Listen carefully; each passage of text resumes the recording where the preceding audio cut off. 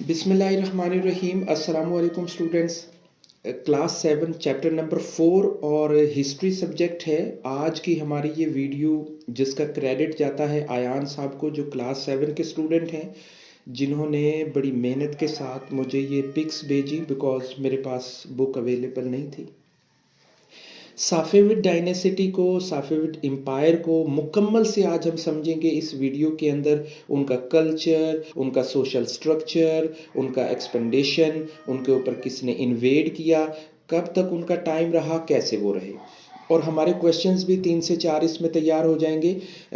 Video को आप मुकम्मल देखिएगा। कुछ स्टूडेंट्स जो यहाँ से पिछली जो डायनेसिटीज़ हैं उनके बारे में ठीक से नहीं उनका कंसेप्ट क्लियर है, उनके लिए मैं इंशाल्लाह अलहदा से वीडियो बनाऊंगा। लेकिन हम 15 सेंचुरी से पहले, मतलब हम 1500 से पहले का थोड़ा टाइम कंसिडर कर लेते हैं कि उससे पहले क्या हो चुका था। आप सब जानते हैं बनु उमैया 90 ईयर्स उन्होंने गवर्नमेंट की, उन्होंने एम्पायर अपनी खड़ी की। बनु अब्बास आ गया, जो दो पीरियड्स के अंदर जिसे हम डिवाइड करते हैं। एक उनका टाइम 752 1258 तक रहा, जिसमें मंगोल आए, उन्होंने बगदाद को ख़त्म कर दिया। वहाँ पे उनकी इन्वेडिंग रही और मुसलमानों को बहुत नुकसान पहुँचा। ये मूव होके फिर मिस्र चले जाते हैं और मिस्र तक काफ़ी हद तक महदूद रहते हैं, और इन्हीं को ममलोक कहा जाता था। कुछ कंसेप्ट में कुछ ग्रुप्स जो हैं, पीपल ऑफ ग्रुप्स कॉल्ड ममलोक, इन्हीं अब्बासी फैमिलीज़ को। सो ऐसा है कि 1571 में ये ख़त्म हो जाते हैं। अच्छा, इस दौरान में जब ये इजिप्ट निकल जाते हैं और यहाँ से जो ये बगदाद है, कूफा है, और ये जो सरज़मीन है, सरज़मीन अरब है, ये खाली हो जाती है, तो यहाँ पे कुछ और कबाइल, कुछ और जो शाखें हैं वो यहाँ पे छोटे छोटे टाइम के लिए आते हैं। जैसे सल्जूक भी आ गए, फातमीद डायनेसिटी को भी आप पढ़ चुके हैं। तो ये कुछ टाइम के लिए आए, लेकिन इन सब के ख़त्म होने के बाद 1501 से लेके 1736, और कुछ बुक्स में स्टूडेंट 1736 की बजाय 1722 भी मेंशन है। सो डजंट वरी अबाउट इट। चूँकि आपने अपनी बुक के कंसर्न से पेपर देना है, तो आपका टाइम होगा 1501 से 1722। और जिन बुक्स के अंदर ये मेंशन है 1501 से 1736, तो वो अपनी बुक के अकॉर्डिंग अपना आंसर देंगे। आमतौर पे जो पंजाब टेक्स्ट बुक बोर्ड है उसके अंदर 1736 है, और जो ये एपीएस बुक है इसके अंदर 722 है। अच्छा स्टूडेंट, अब हम रेगुलर अपने टॉपिक की तरफ चलते हैं। हिस्ट्री से थोड़ा सा पीछे का जो ओवरकम हमने कर लिया हुआ है। साफेविड एम्पायर जो है बेसिकली ये पर्शिया बेसिकली एक आप यूँ कहें कि जब हमने मेसोपोटामिया सिविलाइजेशन को हम रीड कर रहे थे, तो उसके बाद हमें यहाँ पे कुछ और सिविलाइजेशंस ग्रूम होती हुई नज़र आई, जिन्होंने पर्शिया को एज ए एक वर्ल्ड, एज ए एक डायनेसिटी, एज ए एक स्टेट इंट्रोड्यूस करवाया। अच्छा, the Safavid Empire of Persia was contemporary of the Mughal Empire in the subcontinent and Ottoman's Empire in Turkey। यानी हमें वो ये बताना चाह रहा है कि जब साफेविड एम्पायर थी पर्शिया में, और उसके साथ साथ उसके बराबर में उसी टाइम में उसी ईरा के अंदर, यानी आप इसे कंटेम्प्रेरी को कहते हैं, happening at the same time, कि किसी एक ही वक्त के अंदर किसी काम का होते रहना, इसे हम कहेंगे कंटेम्प्रेरी। हम उर्दू में इसे बोल सकते हैं हम असर के। पर्शिया में थी साफेविड एम्पायर, और सब कॉन्टिनेंट के अंदर मुग़ल एम्पायर थी, और टर्की के अंदर ओस्मान यानी खिलाफत उस्मानिया, जिसे आप उस्मान एम्पायर कहते हैं, जो ड्रामा भी बहुत मशहूर चल रहा है इसका, अर्तुगरुल गाजी का, ये वो थी। अच्छा, तो साफेविड हो गई वहाँ पे, और ये इनकी जो लोकेशन थी साफेविड एम्पायर की, ये बेसिकली एक बहुत इम्पॉर्टेंट ट्रेड रूट था। ट्रेड रूट का क्या मतलब है कि देखें यहाँ से कल्चर भी ट्रेड हो रहा था, यहाँ से जो वीट है, जो क्रॉप्स हैं, जो ग्रेन्स हैं, जो टूल्स हैं, वो सब यहाँ से जो हैं वो चल रहे थे, वो ट्रेड रूट हो रहे थे। सो ये एक इम्पॉर्टेंट पार्ट था। अब अगर हम साफेविड डायनेसिटी को इसके टाइमलाइन को देखते हैं स्टूडेंट्स, यहाँ पे जो हमें पहला जो ग्राफ हमें नज़र आता है ना 1501 से 1620 तक, बेसिकली ये एक पीक टाइम है इसका। यहाँ पे इसका पीक रहा। आप इसका स्क्रीनशॉट ले सकते हैं, आपके लिए आसानी रहेगी। मैंने कोशिश की है, देखें यहाँ पे जो हमारी बुक है वो सिर्फ 1722 तक के लिए मेंशन है, लेकिन इसके बाद भी दो हुक्मरान आए और उनका भी हमने मेंशन किया हुआ है। सो स्क्रीनशॉट ले लें, आपको ये टाइमलाइन इसके लिए आसान रहेगी, पढ़ना आसान रहेगा।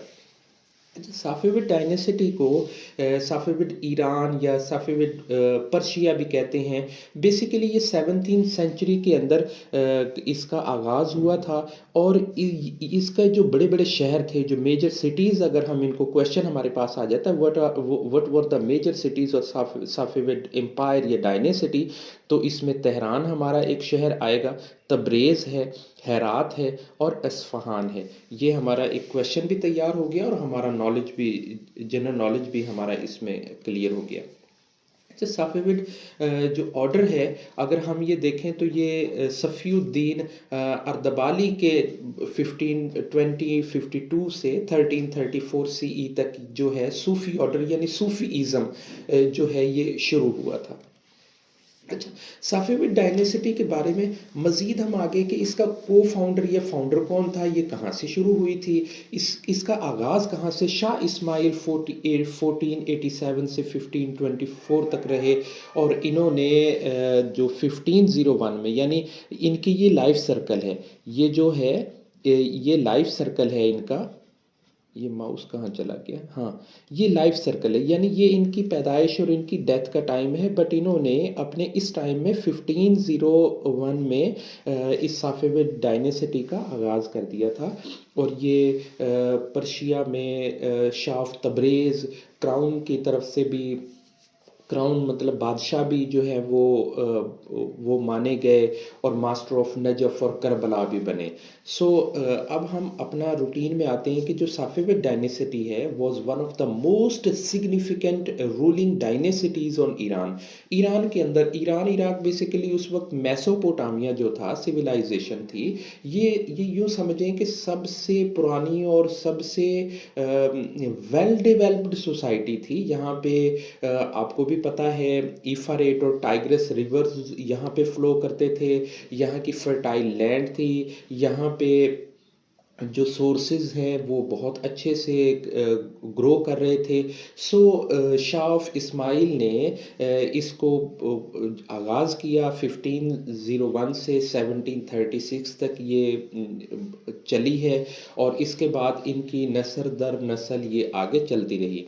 अगर हम इसके इलाके देखें ना, Safavid control all which now Iran, Azerbaijan, Bahrain, Armenia, part of Iraq, Kuwait, Afghanistan, Turkey. अच्छा, इसमें ना 1555 में हम एक ट्रीटी भी पढ़ेंगे, जो कि ओस्मान जो डायनेसिटी है उसके साथ इनके मसाइल शुरू हुए थे। तो वो मसाइल भी बेसिकली इस आर्मेनिया और इस अज़रबैजान और ईरान के साथ मसाइल थे। वो मसाइल थे बाउंड्री वॉल के मसाइल थे, क्योंकि इनका एरिया बहुत ज़्यादा एक्सपेंडेड था, बहुत ज़्यादा फैला हुआ था। अब हम आते हैं अपने पेज की जानिब। अब पेज पे बुक का ये page number I don't know, मुझे पता नहीं है स्टूडेंट्स, चैप्टर नंबर 4 से ही है। साफेविड एम्पायर है 1501 से 1722 तक।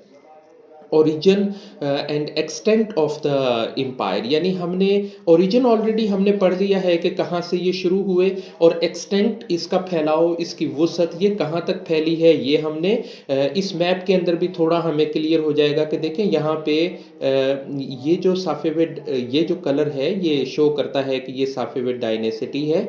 यहाँ पे ये जो कलर है ये मुगल एम्पायर को और ये ओस्मान एम्पायर को स्टैंड कर रहा होता है। Safavid empire was contemporary contemporary, the Mughal Empire of subcontinent, the Ottoman Empire in Turkey, it was the peak covered entire Iran part of Turkey या जॉर्जिया।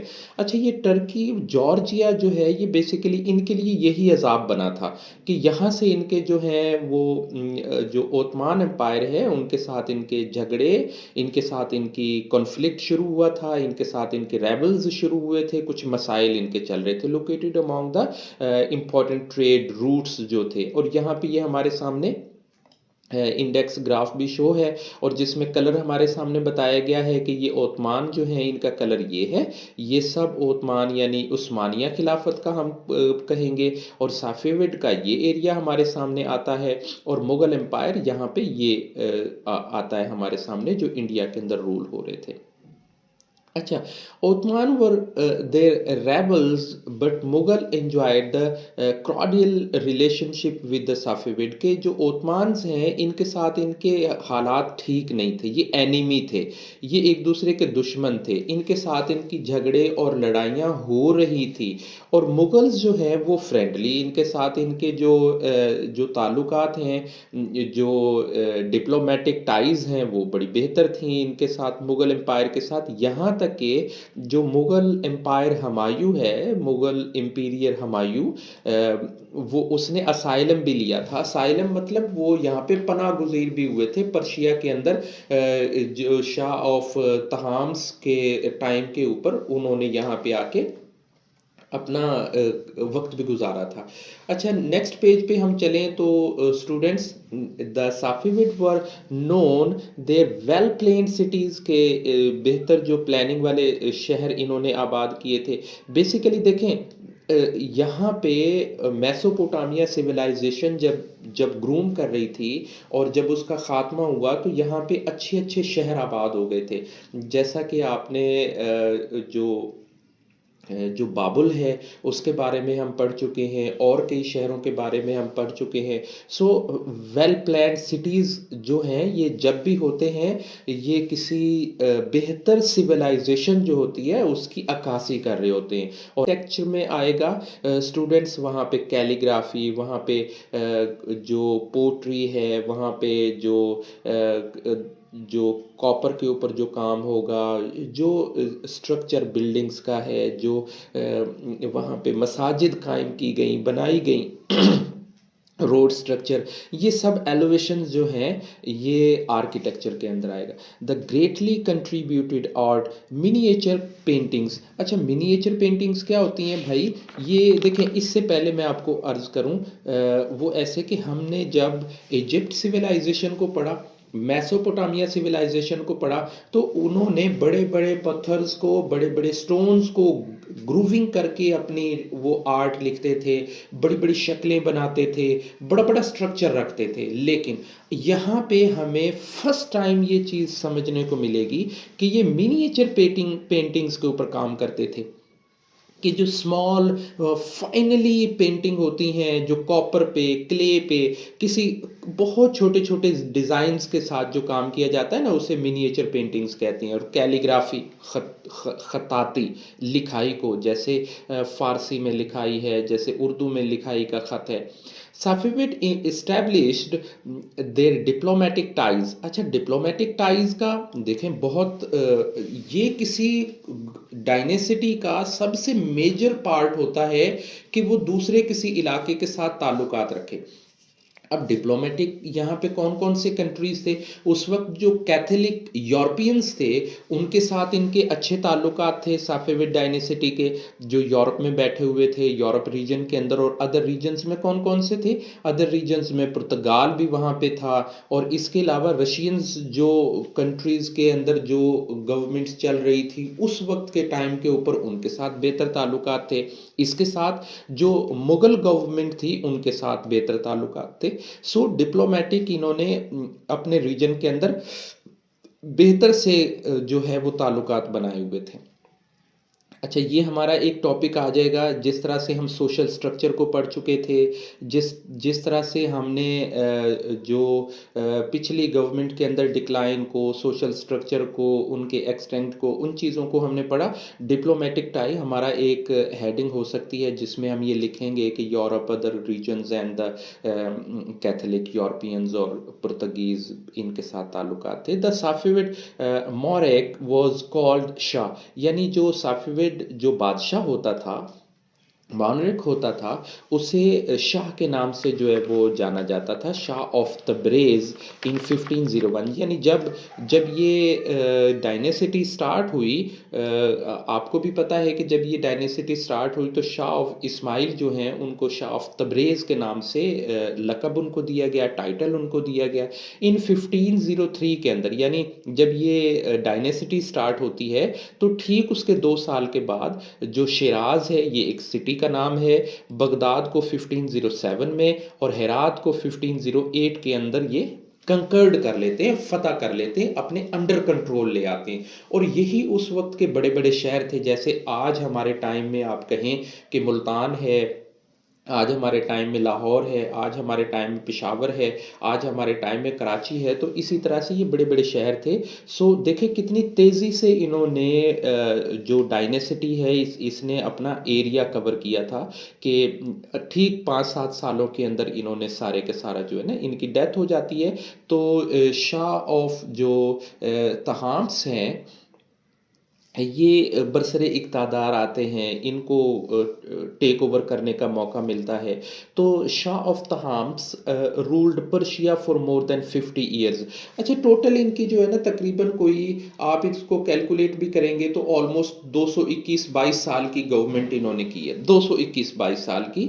लेकिन इस 221-22 सालों में ये जो 10-11 हुक्मरान आए, इन्होंने काफ़ी हद तक कोशिश की जो इस्लामिक कल्चर है उसे इम्प्रूव करने की, उसे बेहतर लाने की। सो 50 ईयर्स इनकी लाइफ थी। So empire faced constant threats of attack from the Ottoman. देखें, जैसे अभी हमने पीछे पढ़ा ना, उनकी रेवलरी थी, उनके मसाइल थे ओटमान जो एम्पायर थी उसके साथ। तो ये थ्रेट्स थे कि वहाँ से हमलावर हो रहे थे, वहाँ से अटैक्स हो रहे थे।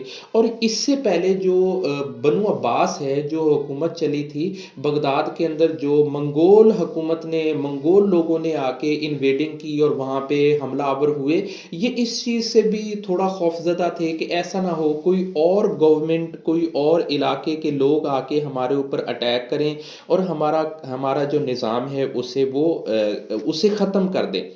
देखें, यहाँ पे इन्होंने फर्स्ट टाइम जो पेस ट्रीटी है ना, अमन का जो मुआहदा है वो किया ओटमान एम्पायर के साथ 1555 के अंदर। शाह ऑफ तहाम्स जो है उन्होंने पेस ट्रीटी किया ओटमान एम्पायर के साथ 1556 में। अब इस ओटमान ये जो था, ये जो है, ये जो ट्रीटी है, बेसिकली ये ट्रीटी था क्या, ये ट्रीटी था, this was the treaty of Amasya in 1556। अब ये अमासिया क्या है? अमासिया स्टूडेंट्स एक तुर्की का एक पुराना शहर है, बहुत पुराना शहर है, हिस्टोरिकल है, एंसेंट सिविलाइजेशंस के अंदर उसका जिक्र आता है। ये एक ओल्ड सिटी है। अब इस ओल्ड सिटी के अंदर हुआ क्या था, यहाँ पे दोनों गवर्नमेंट के जो ऑफिशियल्स हैं वो बैठे और उन्होंने एक ट्रीटी साइन किया जिसमें डिफाइन की गई थी बॉर्डर्स, ईरान की बॉर्डर और उसके साथ साथ जो हैं वो आर्मीनिया की बॉर्डर्स, इसके साथ साथ जॉर्जिया की बॉर्डर्स का डिसाइड किया, ताकि इसे हम इक्वली डिसाइड कर लें और झगड़ा नहीं रहे और मसाइल नहीं रहे। सो ये जो ट्रीटी है, ये बहुत अरसे तक कामयाब रहा और जिसकी वजह से इनको बड़े अमन सुकून के साथ, अब देखें, एक साइड पे मुगल गवर्नमेंट है, उनके साथ इनके ताल्लुकात अच्छे हैं, दूसरी साइड पे इनके साथ जो जो हो गए थे वाबस्तगी इस ट्रीटी के ज़रिए ओस्मान से भी ये रिलैक्स हो गए थे। तो द ग्रेट पैट्रॉन, पैट्रॉन कहते हैं किसी एक्सपर्ट को, a person who is support to something, के किसी चीज़ को जो सपोर्ट कर रहा होता है। आर्ट एंड लिटरेचर है, promoted drug industry. Drug industry थी भाई जो कालीन बनाते हैं उनकी जो इंडस्ट्री है, पार्टिकुलरली बुक इलिस्ट्रेशंस हैं, फादर ऑफ कमीशन शाहनामा तहाम्स जो बुक एक इशू की गई वो थी। नेक्स्ट हम चलते हैं स्टूडेंट्स, हमने ये ट्रीटी के बारे में पढ़ लिया था, इसका स्क्रीनशॉट ले लें अगर किसी को थोड़ा आसानी हो जाए जनरल नॉलेज के लिए भी। और नेक्स्ट हमारे जो ये जब हम हायर लेवल की स्टडी पे जाएंगे तो अक्सर व बेशतर ये जो इस टाइप के क्वेश्चंस हमें सीएसएस और पब्लिक सर्विस कमीशंस के अंदर आ रहे होते हैं, यहाँ से हमें ये बेस बनना बहुत ज़रूरी है। अच्छा, नेक्स्ट हम हमारा जो शाह अब्बास है 1571 से 1629 तक, ये बेसिकली एक बहुत ही पीक टाइम, एक बहुत ही वेल लेजेंड किस्म के एक हुक्मरान गुजरे इस डायनेसिटी में। The reigns of Shah Abbas is was commonly considered height of the Safavid Iran of the empire, कि ये बिल्कुल पीक था। The reign of the most lost territories and consolidated his control over the Iran, के जो इनसे पहले अलहदा हो गए थे, जो दूर चले गए थे, उनको भी इन्होंने इसके अंदर शामिल किया and made Isfahan the capital of the empire. इससे पहले जो जो कैपिटल था वो शिराज इन्होंने रखा, सॉरी शिराज नहीं, आपने ये यहाँ पे देखें तबरेज़ को इन्होंने बनाया, उसके बाद बगदाद को बनाया। बगदाद के बाद जो शाह ऑफ ईरान अब्बास हैं, शाह अब्बास, इन्होंने इस्फहान को अपना जो कैपिटल था वो बनाया। टोटल एम्पायर यहाँ पे इन्होंने most beautiful cities of the world, यहाँ पे टेक्सटाइल को, सिरेमिक को, अब टेक्सटाइल जैसे वो रग इंडस्ट्री थी कालीन बनाने की, जैसे हमारी पिक्चर भी इसके ऊपर मौजूद है। सो सेरेमिक्स हैं, यूरोपियन कंट्रीज़ को फ्लोरिश किस्म के ये दे रहे थे, पहुंचा रहे थे। एक्सपोर्ट इंपोर्ट का कंसेप्ट जनरेट हो रहा था with which strengthen the economy, जिससे इकोनॉमी बड़ी मजबूत हो रही थी। He was the great Patreon of the painting and the book printing के। उस वक्त बुक पेंटिंग का, प्रिंटिंग का बड़ा कंसेप्ट था और बड़े अच्छे से जो है वो टाइटल और थीम्स रखे जाते थे, स्टोरीज़ को कैरेक्टर्स के ज़रिए एक्सप्लेन किया जाता था। improved the communication network of his empire।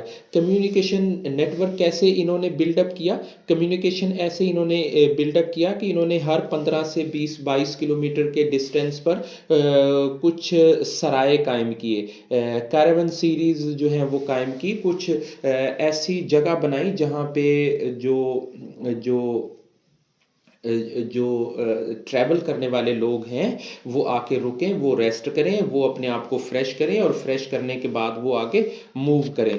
तो ऐसे इन्होंने वहाँ पे कुछ लोकेशंस बनाई, कुछ जगह बनाई जिन पे जाके लोग रेस्ट करते थे। अब यहाँ पे क्या होता था, जब एक कम्युनिकेशन प्रोवाइड करने वाला कोई एलची होता था, कोई एम्बेसडर होता था, कोई जहाँ से उसे इंफॉर्मेशन आगे एग्जीक्यूट करनी होती थी, वो एक जगह पे रुकता था, वहाँ पे मैसेज देता था, वहाँ से नेक्स्ट पर्सन उस मैसेज को आगे लेके जाता था। सो कम्युनिकेशन टावर्स इन्होंने बनाए अपने। He centralized the government of the created power, military define, ये सब कुछ जो नेबल्स के साथ इन्होंने justice, rule, tolerance, diplomatic relations को चलाया है।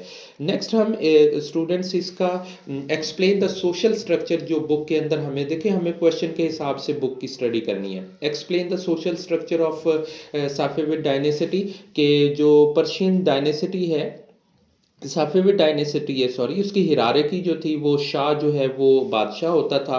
कॉमनली इसमें कॉमन मैन होते थे, मर्चेंट्स होते थे, ताजिर जिसे हम कहते हैं, पिसेंट्स होते थे जो किसान हैं इसके बेस में होते थे, और एरिस्टोक्रेट्स जो इसके मिडल में इसकी कम्युनिकेशन स्किल के अंदर होते थे।